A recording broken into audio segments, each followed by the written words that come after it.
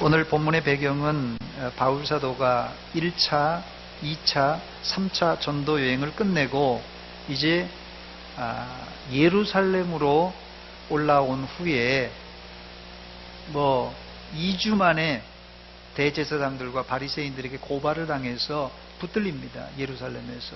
그리고는 이제 예루살렘에서 가이사라로 호송되어서 거기에서 2년간 구류당하고 있는 상황입니다.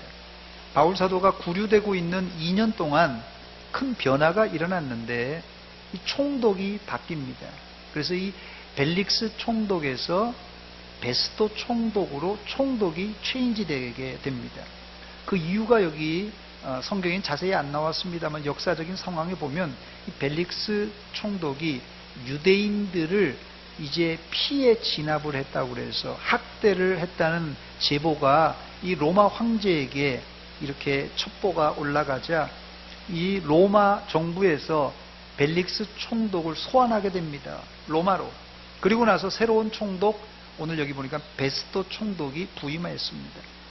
이게 제가 지난주에 말씀드렸던 내용입니다. 새로운 총독이 오면 바울이 무죄니까 석방될까 기대했는데 폭정을 했던 이 벨릭스 총독이나 새로 바뀐 베스도 총독이나 우리말에 뭐라고 그러죠?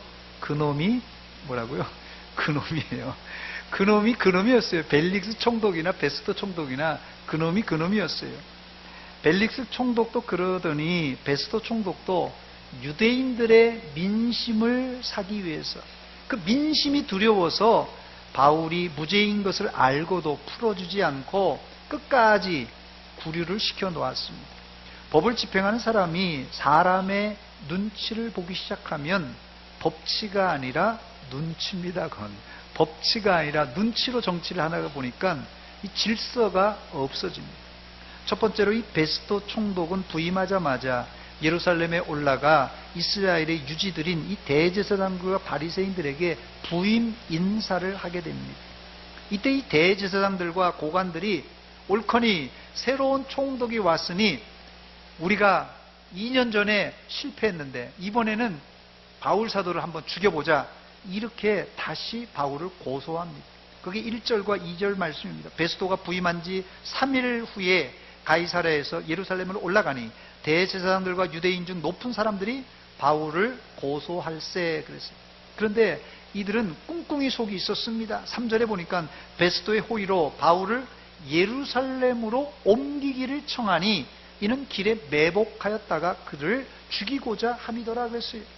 바울을 고소하여 예루살렘에 데리고 와서 정식 재판을 하려는 의도보다는 바울 사도를 가이사랴에서 예루살렘으로 호송하는 중에 이제 매복하여 있다가 죽이려고 바울 사도를 이 예루살렘으로 호송해달라고 요청한 것입니다. 이 가이사랴에서 예루살렘까지 약 100km가 조금 넘습니다. 특히 이 가이사랴는 해안 지역이고 지중해 해안 지역이고 이 예루살렘은 거의 900고지가 되는 곳이라서 해변의 낮은 지역에서 이 100km까지 올라가는 지역이에요. 특히 이 산악 지역을 가야 되기 때문에 좋게 이 100km를 3일 정도 길이나 걸린다고 합니다. 그러니 산 비탈길로 가다가 이 허술한 경비를 틈타서 유대인들이 도중에 바울을 탈취해서 죽이려고 했던 것입니다. 한번 지도를 제가 준비했는데 한번 보여주시기 바랍니다. 저게 잘 안 보이는데요. 한번 그 제일 밑에 예루살렘이라고 하면 커서를 한번 둬보세요. 예루살렘의 커서. 예, 저쪽 좀 뱅글뱅글한 게 제일 밑에가 예루살렘입니다. 그리고 두 가지 길이 있는데 해변길로 해가지고 텔아비브 쪽으로 해서 가이사랴로 올라가는 길이 있습니다. 가이사랴를 한번 저기 커서 한번 돌려보세요. 이렇게. 예, 저쪽이 가이사랴인데 그렇게 해서 이 지금 텔아비브, 지금은 텔아비브입니다만 예전에는 그 뭡니까? 지금 생각이 안 나네요. 자, 그 길로 해가지고 해변길로 올라가는 길이 약 100km입니다. 자, 이때 됐습니다. 이 베스도는 이들의 제안을 거절하고 예루살렘으로 바울을 데려올 것이 아니라 당신들이 예루살렘에서 내려와서 가이사랴에 지금 죄수가 있으니 거기서 직접 재판을 하자고 제안합니다. 그게 본문 5절입니다. 또 이르되 너희 중 유력한 자들은 나와 함께 내려가서 그 사람에게 만일 옳지 아니한 일이 있거든 고발하라 그랬습니다. 이 말을 한 후에 이 베스도는 예루살렘에서 약 10일간 머물다가 가이사랴로 내려옵니다. 그리고는 내려온 이튿날 예루살렘에서 온 사람들과 함께 바울의 재판을 엽니다. 그런데 문제는 이들이 바울의 범죄 사실에 대해서 전혀 증거를 제시하지 못합니다. 본문 7절입니다. 그가 나오매 예루살렘에서 내려온 유대인들이 둘러서서 여러 가지 중대한 사건으로 고발하되 능히 증거를 대지 못한지라 했습니다. 이때 바울 사도는 자신의 무죄를 변호합니다. 2년 전에 벨릭스 총독 때 했던 말을 그대로 합니다. 본문 8절에 나와 있는데요. 바울이 변명하여 이르되 유대인의 율법이나 성전이나 가이사에게나 내가 도무지 죄를 범하지 아니하였노라 고백합니다.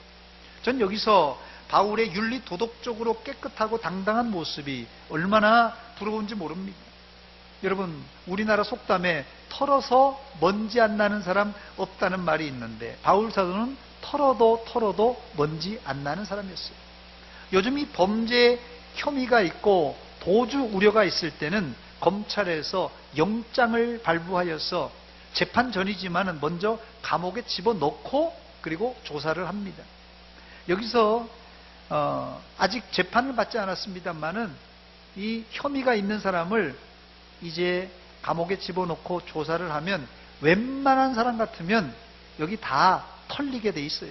그러나 바울 사도는 2년 동안 감옥에 갇혀 있으면서 고소하는 사람들에게 충분한 시간을 주었지만은 그들은 마땅한 증거를 하나도 제시하지를 못합니다. 말 그대로 이것은 검사 측의 판정패가 아니라 완전 KO패입니다. 이거는. 아니, 검사에게 이 죄증을 설명할 수 있는, 바울이 죄를 졌으면 죄증을 설명할 수 있는 시간을 2년이나 주면서 구류시킨 거예요. 지금 정식 이게 재판에 들어간 것도 아니고 그 다음에 형을 받아서 사는 게 아니라 그냥 구류입니다. 이건 형을 받은 게 아니에요. 그냥 단순하게 가둬두는 거예요. 구류된 겁니다. 그런데 2년 동안 시간을 줬지만 이 검사가 또 변호사들이 이 전혀 죄증 설명을 하지를 못합니다. 그런데도 두 총독들은 바울 사도를 유대인들의 눈치를 보느라고 풀어주지를 않습니다.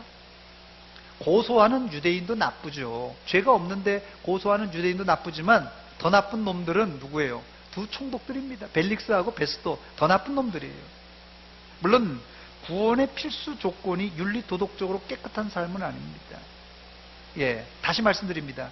구원의 조건은요, 윤리 도덕적으로 깨끗한 삶이 구원의 조건은 아닙니다. 그래서 윤리 도덕적으로 깨끗하게 살아야지 천국 간다, 이건 아닙니다. 그 이유는 우리 모두는 다 죄인이기 때문에 그래요. 큰 죄를 졌는가 작은 죄를 졌는가, 죄를 많이 졌는가 조금 졌는가, 이거 차이지 전혀 죄를 안 지은 사람은 이 세상에 아무도 없기 때문입니다. 그러나 바울 사도는 여기서, 과거에는 어떨는지 모르지만 여기 현장에 잡혀 있을 때 털어도 먼지가 안 난 사람입니다. 바울 사도는 본문 8절에 자신에게 부과된 3가지 의혹에 대해서 무죄하다고 스스로 변명합니다. 함께 우리 8절을 한번 같이 읽어보겠습니다. 8절 한번 비춰주시기 바랍니다. 시작. 바울이 변명하여 이르되 유대인의 율법이나 성전이나 내가 도무지 죄를 범하지 아니하였노라 하니, 여기 3가지 범죄 사실에 대해서 무죄라고 스스로 이제 변명합니다. 첫째는 유대인의 율법에 대해서 나는 무죄하다. 두 번째는 성전에 대해서도 내가 죄를 진 게 없다. 세 번째는 가이사에게 죄를 짓지 않았다. 이 유대인의 율법, 그 다음에 성전에 대해서 가이사에게 죄를 지면 최소한 사형입니다. 이건 율법을 어겼다, 이거 강력한 건 사형입니다. 성전을 무시하고 모욕했다, 이것도 사형죄입니다. 불경죄에 속해서 사형입니다. 가이사에게는 말할 것도 없죠. 그러나 내가 도무지 이 3가지 종류의 죄에 대해서 무죄하다고 진술합니다.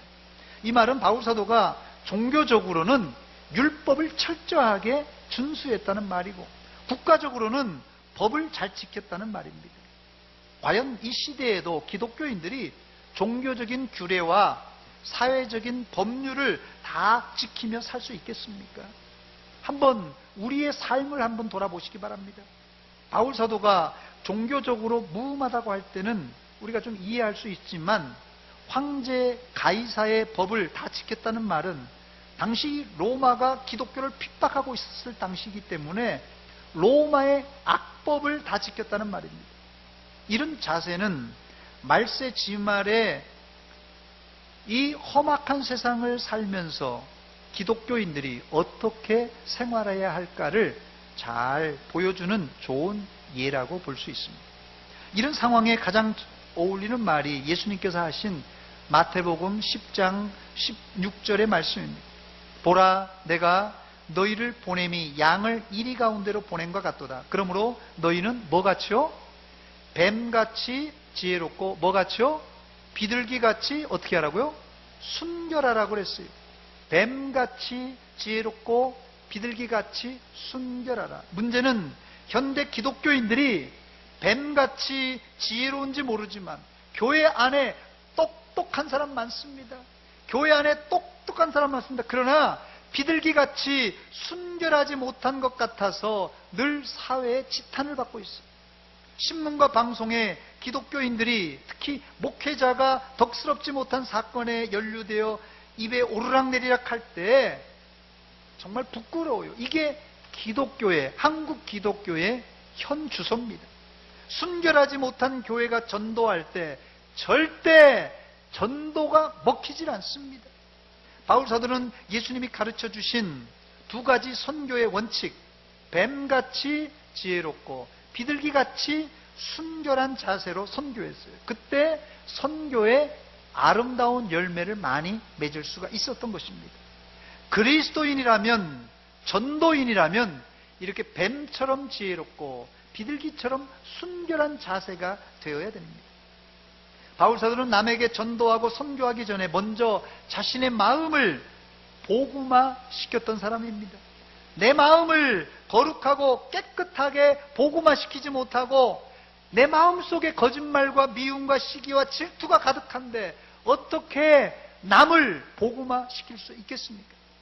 다른 말로 바울 사도는 기본이 잘 되어 있었던 사역자였습니다. 저를 한번 따라서 하시기 바랍니다. 순결한 삶을 삽시다. 바울 사도는 정말 율법 앞에, 가이사법 앞에 순결하게 살았던 사람입니다. 본문 11절 우리 함께 읽어보겠습니다. 이 구절은 바울 사도가 재판자리에서 한 말입니다. 우리 11절 같이 읽겠습니다. 시작. 만일 내가 불의를 행하여 무슨 죽을 죄를 지었으면 죽기를 사양하지 아니할 것이나 만일 이 사람들이 나를 고발하는 것이 다 사실이 아니면 아무도 나를 그들에게 내줄 수 없나이다. 내가 가이사께 상소하노라 한대 했어요. 바울 사도는 만일이라는 단서를 붙이면서 만일 자신이 죽을 죄를 지었으면 내가 죽기를 사양하지 않겠습니다. 내가 죽을 죄 지었으면 나 죽어 마땅합니다. 이렇게 당당하게 변호하고 있어요. 과연 이 시대에 이런 말을 자신 있게 할 수 있는 목회자, 성도들이 몇 명이나 있겠습니까? 의문입니다. 이때라도 바울을 고소하는 사람들이 바울의 잘못이나 약점을 공격하여서 바울 사도를 고소해야 됩니다. 야, 그딴 소리 하지 마라. 너 이러이러한 죄 줬잖아. 이렇게 얘기해야 되는데 이들은 한마디도 반박하지 못합니다. 재판자리에서 이 정도 피고의 변호에 고소하는 쪽에서 아무 반론을 제기하지 못한다면 이 재판은 이미 끝난 것이에요. 누가 봐도 바울 사도의 승리입니다. 그럼에도 불구하고 베스도는 유대인의 마음을 얻기 위해서 바울에게 예루살렘에 올라가서 재판을 받겠느냐 이렇게 제의를 합니다. 본문 9절입니다. 베스도가 유대인의 마음을 얻고자 하여 바울더러 묻되 내가 예루살렘에 올라가서 이 사건에 대하여서 내 앞에 신문을 받으려느냐. 베스도가 좀 낫나 싶었는데 전 총독 벨릭스나 매양가지였어요. 이놈이. 이때 바울 사도는 대제사장부들과 자기를 고발하는 유대인들의 계략을 알고는 예루살렘이 아니라 로마에 가서 가이사의 재판 자리에 서겠습니다. 이렇게 상소를 합니다. 본문 10절과 11절입니다. 바울이 이르되 내가 가이사의 재판 자리 앞에 섰으니 마땅히 거기서 신문을 받을 것이라. 당신도 잘 아시는 바와 같이 내가 유대인들에게 불의를 행한 일이 없나이다. 만일 내가 불의를 행하여 무슨 죽을 죄를 지었으면 죽기를 사양하지 아니할 것이나 만일 이 사람들이 나를 고발하는 것이 다 사실이 아니면 그러면 아무도 나를 그들에게 내줄 수 없나이다. 내가 가이사께 황제에게 상소하노라. 상소한다고 이렇게 지금 얘기하고 있습니다. 이 말은 단순히 바울 사도가 이 재판 자리를 모면하려는 그런 의도가 아니라 이미 이 바울 사도는 벌써 생각을 하고 있었어요. 바둑을 잘 두는 사람이 한 수, 두 수가 아니라 벌써 10수, 11수를 지금 앞에 두고 있었는데 이미 바울 사도는 로마로 갈 준비를 하고 이 총독에게 상소를 했던 것입니다. 결국 유대인들의 의도는 뭐였어요? 가이사라에서 예루살렘으로 호송하는 중에 이 쳐서 이 바울 사도를 죽이려고 했던 것인데 이 유대인들의 계략을 미리 알고 물거품이 되게 하고 그들이 바울 사도의 털끝 하나 건들 수 없도록 그 계획을 무산시켜 버렸어요. 하나님을 믿는 사람들과 하나님의 사역자들이 아직 사명이 남아있을 때는 원수들이 아무리 헤아려 할지라도 털끝 하나도 건들 수 없는 줄 믿으시기 바랍니다. 저를 한번 따라서 하시기 바랍니다. 사명자에게 고통은 있어도 결코 죽지 않습니다. 그렇습니다. 사명자는 고통을 당할지라도 사명이 끝나기 전에는 절대 죽지 않습니다. 이 재판의 승리는 단순히 바울 사도 개인의 승리가 아니라 기독교의 승리였어요. 두 번째, 오늘 본문을 잘 읽어보면 바울 사도는 까맣게도 잊고 있었던 하나님이 자신을 처음 부를 때의 사명을 이룬 것을 알 수 있습니다. 바울 사도를 처음 부를 때 하나님께서 바울에게 주셨던 그 사명이 무엇입니까? 사도행전 9장 15절입니다. 주께서 이르시되 가라. 이 사람은 내 이름을 이방인과 그 다음에 누구요? 임금들과 그 다음에 누구요? 이스라엘 자손에게 전하기 위하여 택한 나의 그릇이라고 처음 하나님께서 바울 사도를 부르실 때 그에게 사명을 주셨어요. 내 이름을 이방인들과 임금들과 이스라엘 자손에게 전할 이 사명을 주셨습니다.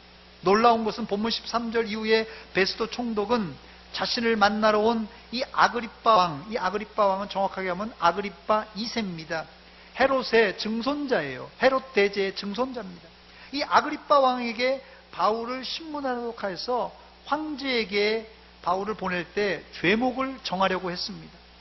결국 바울 사도는 이방인인 이 벨릭스나 베스도 총독에게도 복음을 전할 수 있었고 또 왕이었던 아그리빠 왕에게도 복음을 전했고 그 다음에 이스라엘 백성들에게도 복음을 전했어요. 처음 하나님께서 바울 사도를 부를 때 세 종류 사람들에게 복음을 전하기 위해서 택한 나의 그릇이라고 그랬는데 감옥에서 이 사명을 감당할 줄은 꿈에도 생각하지 못했어요.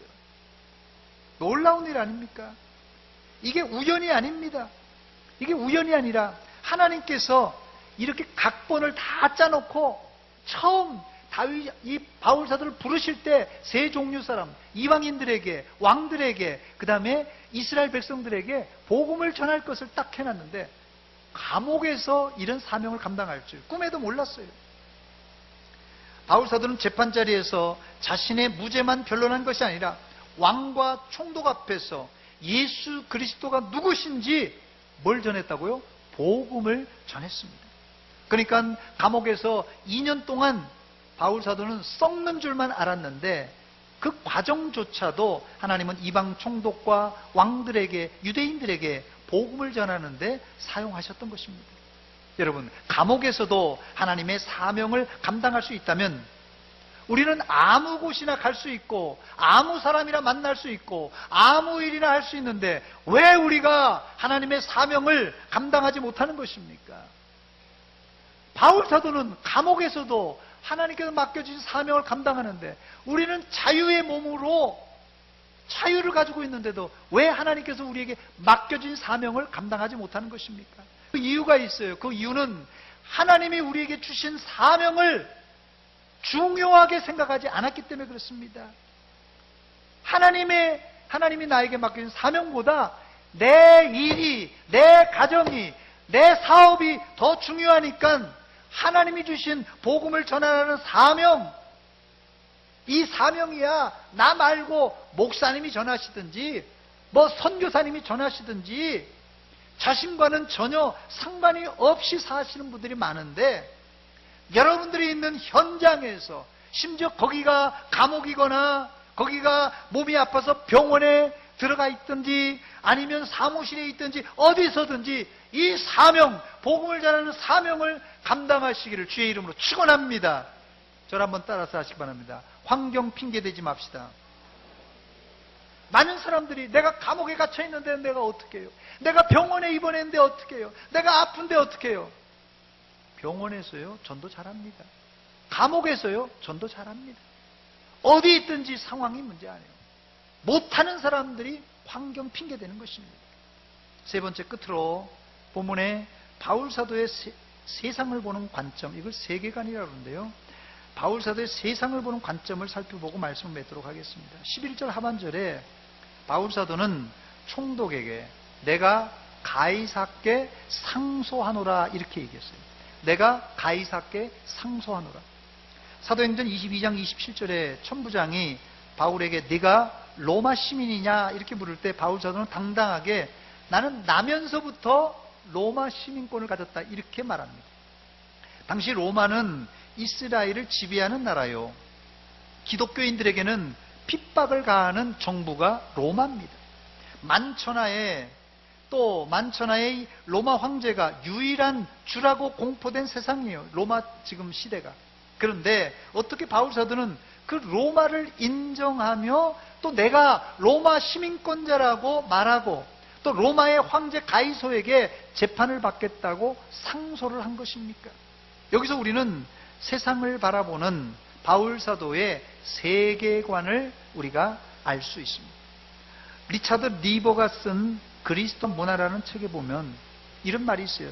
이 기독교와 세상, 그리스도와 문화의 관계를 5가지 유형으로 말하고 있습니다. 첫째는 문화에 대립하는 그리스도라 했습니다. 우리 청년들이 한번 밑에 있는 글자를 한번 읽으시기 바랍니다. 시작.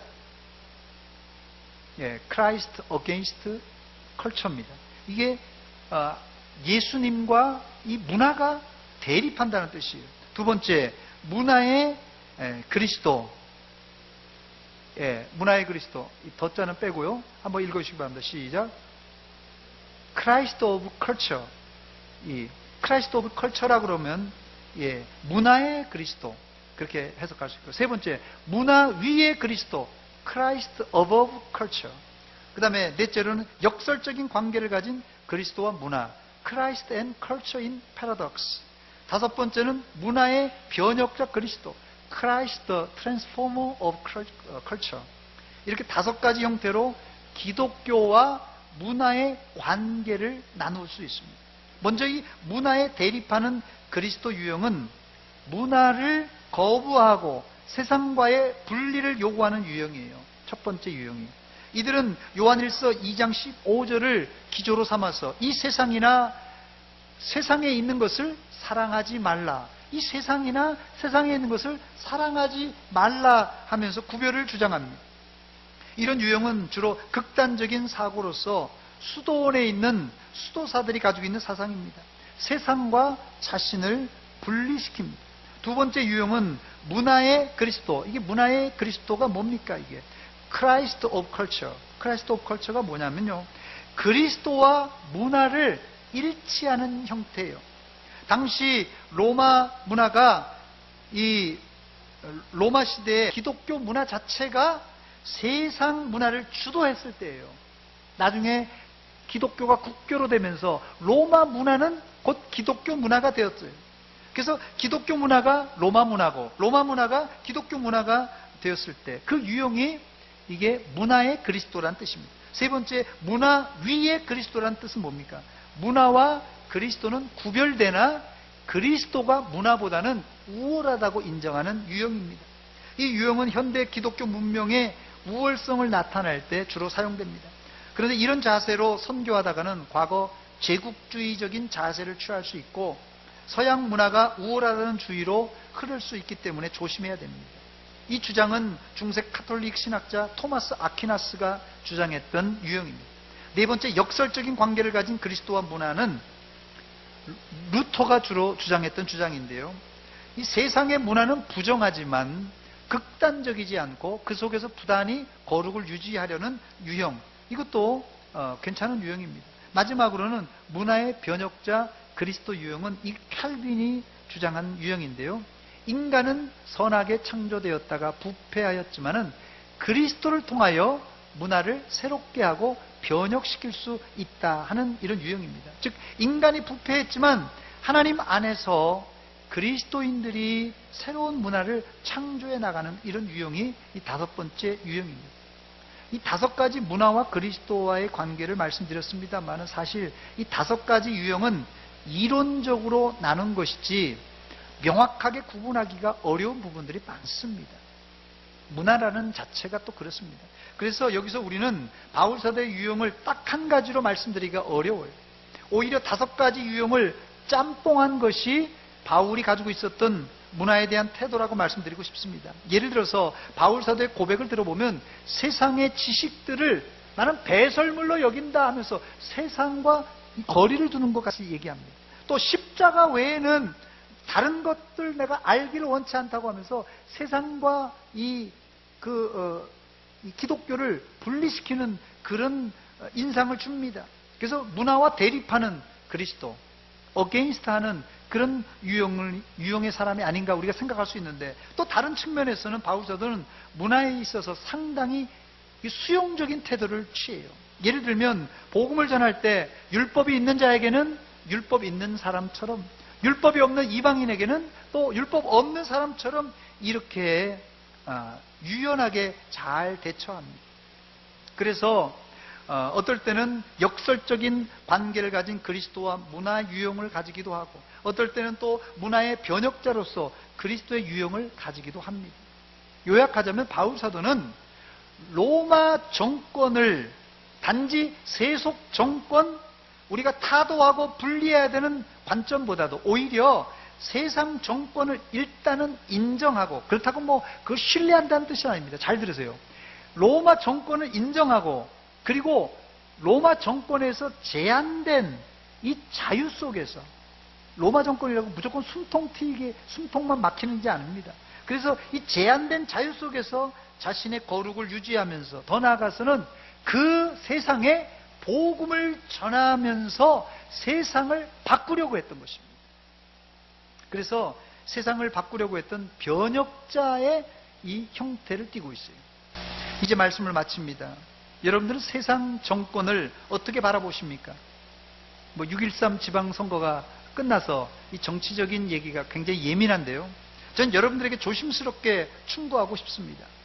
세속 정권이 타락했다고 여러분 담을 절대 쌓지 마시기 바랍니다. 세상이 또 타락했으니 담을 쌓고 산다면 우리는 그냥 수도원에 들어가서 살아야 됩니다. 그렇다고 잘못이 있는데 묵인해서도 안 됩니다. 그렇다고 잘못이 있다고 무조건 피켓 들고 데모만 하고 타도만 해서도 안 됩니다. 그럼 매일같이 또 시청 광장에 모여야 될 것입니다.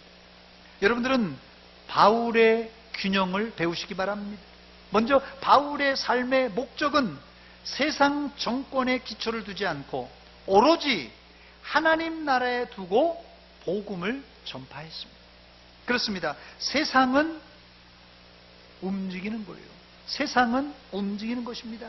사람들은 정권이 바뀔 때마다 야, 내가 지지하는 정부가 됐구나 박수치고, 내가 지지하는 사람이 안 됐으니까 야유하고, 이러면 안 됩니다.